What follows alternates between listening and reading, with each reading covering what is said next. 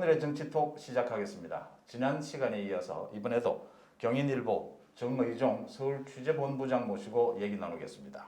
어서 오십시오. 예, 반갑습니다. 이제 뭐 두 번째 하니까 예, 조금 뭐 훨씬 친숙하죠. 조금 여유도 생기고.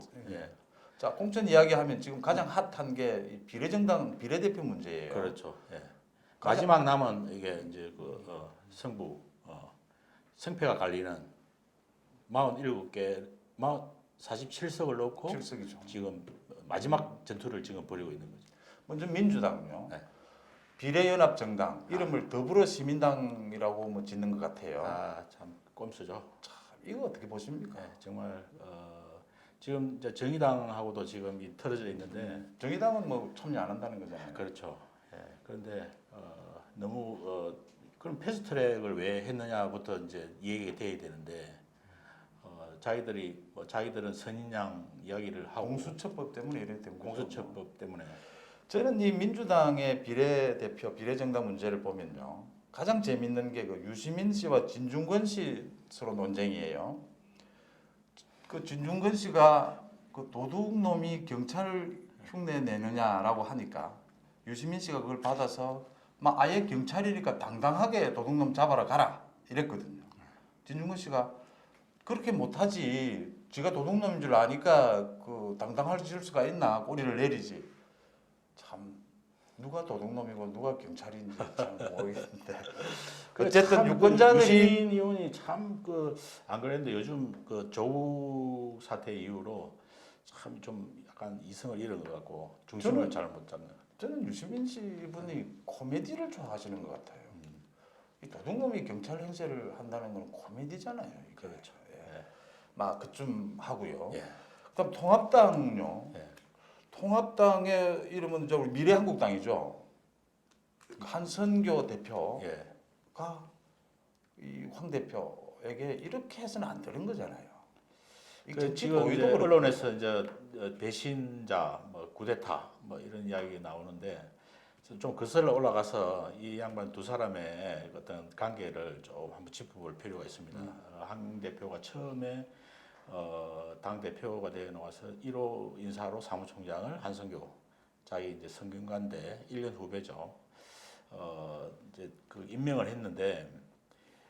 한성거 의원은 그 사선 의원입니다. 경기도 사선 의원인데 나름 사무총장으로서 당을 개혁하고 쇄신 공천을 통해서 총선에서 원내 일당을 만들어서 탄핵 이후에 무너진 정당을 바로 세우겠다는 그렇죠. 그런 어떤 사명감으로 일을 했는데 이 양반이 당에 들어와서 보니까 이 황 대표 주변에 이 스크럼을 딱 짜고 있는데 자기가 들어갈 자리가 없는 겁니다. 그래서 항시 모든 그 논의에서 일이 배제되고 때로는 자기 왕따 당하고 이제 그렇게 이제 그게 쌓여서 자기가 이제 사퇴하고 나갔습니다. 나가고 그런 과정 속에서 뭐 그렇게 원만한 관계가 아닌데 불출마 선언 이후에 대표 지명이 되고 그러면 또 황교안 대표는 한선교 의원을 상당히 신뢰하고 의지했다는 얘기예요. 그거 보면. 그래요. 그래서 참 이 양반은 지금 정치를 잘 모르는 것 같습니다. 모르는 것 같고 그래서 지금 초짜 뭐 이야기가 자꾸 나오는데 사선 능구렁이에게 정치 신인이 뒤통수를 맞았다. 뭐 이런 그렇죠. 얘기까지 나와요. 내다바이 당한 거죠. 그런 말씀은 방송에서 좀 예. 그렇다고 보고 뭐 어쨌든 뭐 5석을 뭐 다시 비례대표를 조정한다 이런 걸로 조정은 돼 갈 것 같아요. 결국은 뭐 조정되지 않겠습니까? 그런데 이게 이제 결국은 조정이 돼야 되고 그렇지 않으면은 그 또 당인으로서 또 예의도 아니고 진통은 뭐 거듭하겠지만 결국은 원만한 선에서 마무리하는 걸로 그렇게 보여집니다. 민주당은 뭐 아예 내놓고 이제 비례연합 정당으로 가는 거고. 비례연합 정당으로 더 가고 웃기는 건 이제 좀 뭐 시민사회 단체 다른 그 진보 쪽의 정당끼리 싸움이에요 이제. 그렇죠. 참여한 곳과 참여 안 하는 곳. 근데 이게 총선이 끝나고 나도 이게 참 수습하기도 어렵습니다. 지금 당장 지금 이 비례대표가 47개를 놓고 이제 그 연동형 비례대표 30개, 그 17개 이제 병립형으로 하는 건데 지금 이걸 이제 연동형으로 가면은 민주당이 일당을 놓칠 수도 있고 이제 그런 두려움이 있으니까 이제 급하니까 이게 독인지 약인지도 모르고 집어 먹으려고 하는데 결국 그뭐 결과도 좋지 않을 뿐더러 좋다 하더라도 총선 후에 자기들끼리의 어떤 그 내분 때문에 아마 큰 대혼란을 겪을 거다. 저는 이 두 당의 이 갈등을 보면서요. 민주당은 이 갈등도 심하고 뭐 국민들이 지탄도 좀 받는 부분이 있지만 그래도 양정철 민주연구원장이 컨트롤을 하고 있다. 아, 그렇죠. 이런 네. 느낌이죠. 네. 근데 한국당, 아니죠. 이거 저 통합당은 이런 컨트롤을 하는 능력, 기능이 없다, 부족하다. 이 리더십의 이야기거든요. 그래서 지금 이제 그 공천 과정에서 김영호 지역구 공천관리위원장한테 뒤통수를 맞았다는 이야기가 나오는 거고, 그 이야기죠. 또 지금 비례 정당에 또 뒤통수를 맞았다는 이야기 나오는 거고, 이건 다 전략의 부재에서 오는 거예요.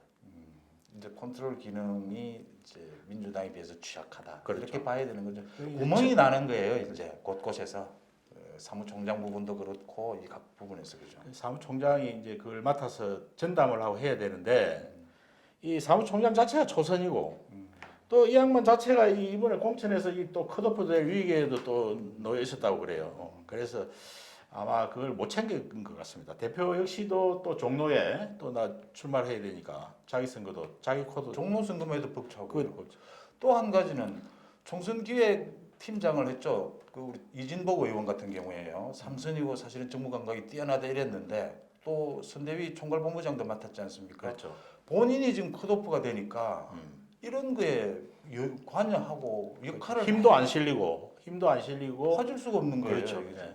그래서 너무 막 무작위 좀 심한 컷오프가 낳은 또 결과일 수도 있다. 그 이제 그게 너무 이제 이 양반이 참 그 어떤 뭐랄까 이 평이 아주 좋더라고. 내공도 있는 분이고 구청장도 하셨고 그럼요. 예, 삼선 의원이고 내공도 있고 이 덕도 많은 분이고 그런데 너무 빨리 던진 것 같아요. 조금 이 얼굴 철판을 깔고 좀 더 버텼어야 밀었어도 되는데 되고. 그러면은 좀 살아날 수도 있고 통합당이 꼭 어, 필요한 분이라는 게 네. 입증이 된 거거든요. 그게.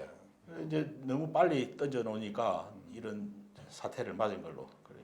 그 황교안 대표와 소위 이낙연 전 국무총리 그 방금 그 종로 이야기를 하셨는데 종로 대첩이라고 하죠. 네. 지금 차이가 좀 많이 나죠. 그렇죠. 항시 그 종로 정치 1번지라고 하는데 거기는 항시 선거 때마다 차이가 많이 났습니다. 예전에 그 정세균 지금 국무총리 재선을 했죠 거기서. 예, 재선을 했는데 그때 오세훈 후보와 차이가 12 자릿수 이상 차이가 났었죠. 그런데 그걸 극복하고 당선됐거든요. 당선되고 또 그 재선을 했고 그때 이제 골목길 선거 운동을 잘했다. 아, 그 막 양반 이런 선거 얘기들. 운동, 근데 저도 이제 개인적으로 들었는데 아 대단하더라고. 대단하고. 이 양반이 선거 운동을 처음 들어가가지고 그 종로 전 세대, 예. 전 주민들과 통화를 다 했다는 겁니다. 아 유권자들하고 통화를 개인적으로 다 그 일주일 동안 계속 밖에 안 나가고 통화만 했다는 거예요. 그런데 오세훈 후보는 그때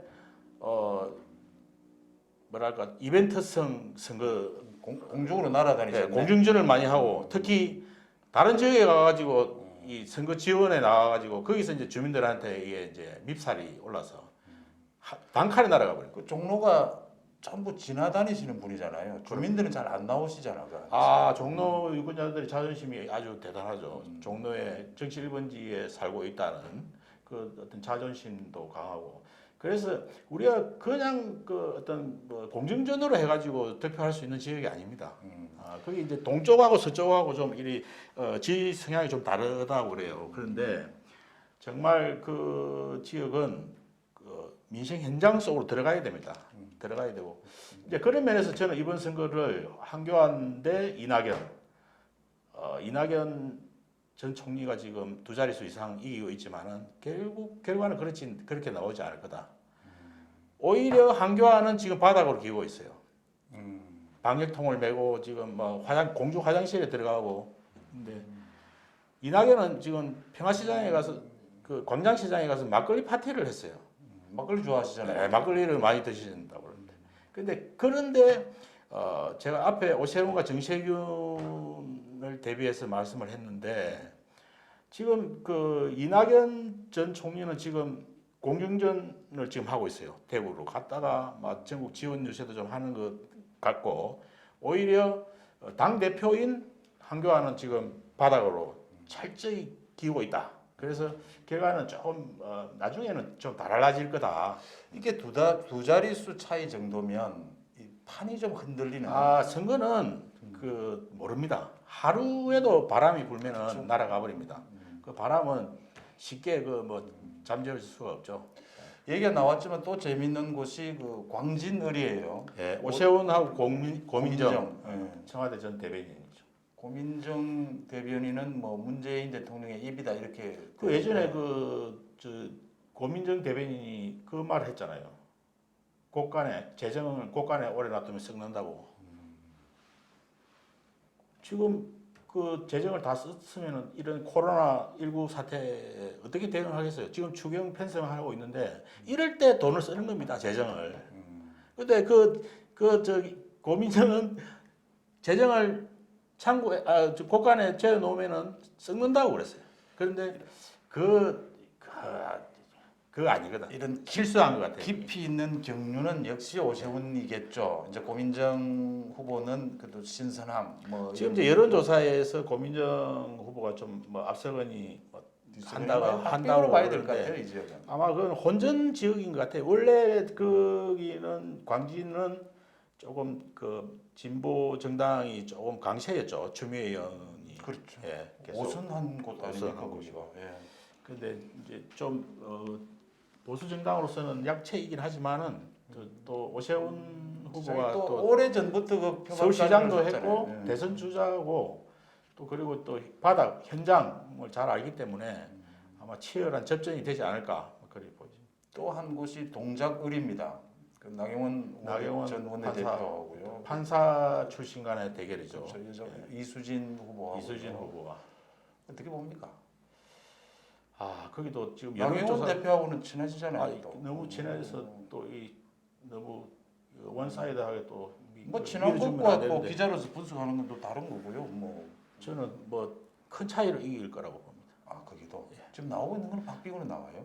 지금 여론조사상으로는 그렇게 나오는 것 같은데, 근데 지금 여론조사가 대체적으로 보면은 그 진보 정당이 많이 앞서는 걸로 나와요. 다.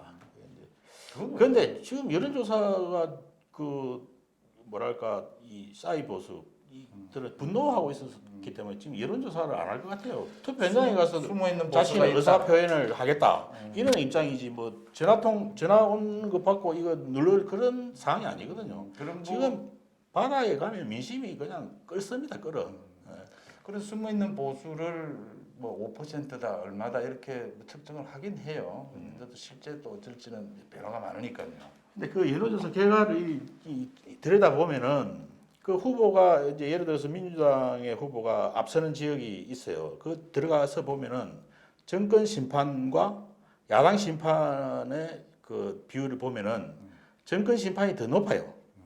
그런데 후보는 또 민주당이 더 높아요.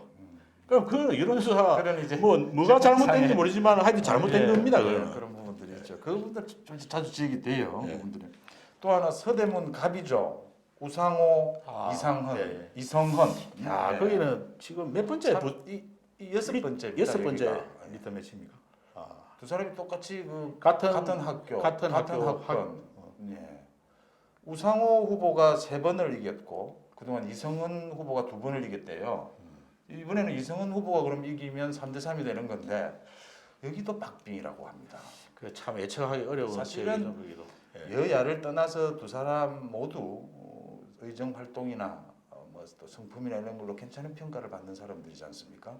또 뭐 근데 뭐 대민 어떤 활동이나 이런 거는 제가 볼 때는 우상호 의원이 좀 잘할 것 같아요. 성격이나 뭐 서글서글하면서 좀 잘할 것 같아요. 그래서 이성은 의원은 많이 좀 경직돼 있고 그래서 지금 3대2 이번에 이제 하여튼 뭐 결과는 한쪽으로 기울어요 이제. 한번 지켜봅시다. 예.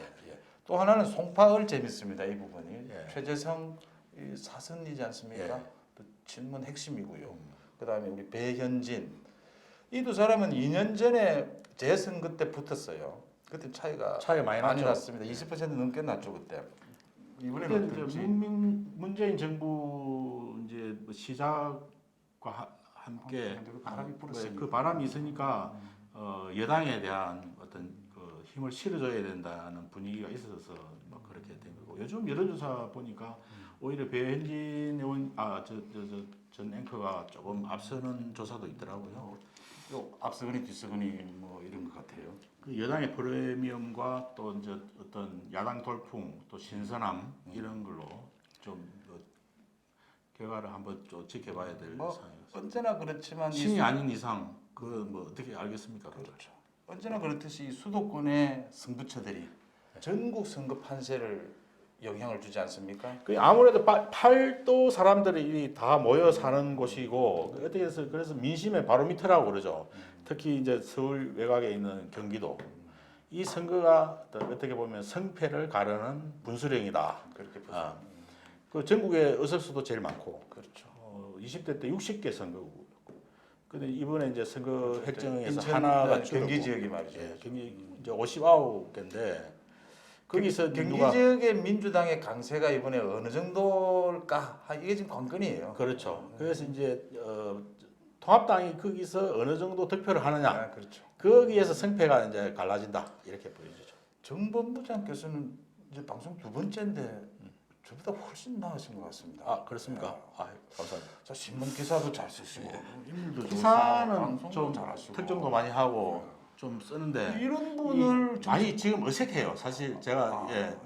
좀 그러니까 아무래도 좀 숫기도 그런 게 있죠. 평소 숫기도 없는데 숫기는 제가- 많은 걸로 알고 있는데 제가 이제 술자리에서는 좀 제가 오바를 많이 하는데 평소에는 제가 이 말수가 좀 적습니다. 알겠습니다. 일단 방송 접고 또 이야기를 하죠. 오늘 정치톡 여기서 마치겠습니다. 고맙습니다. 고맙습니다.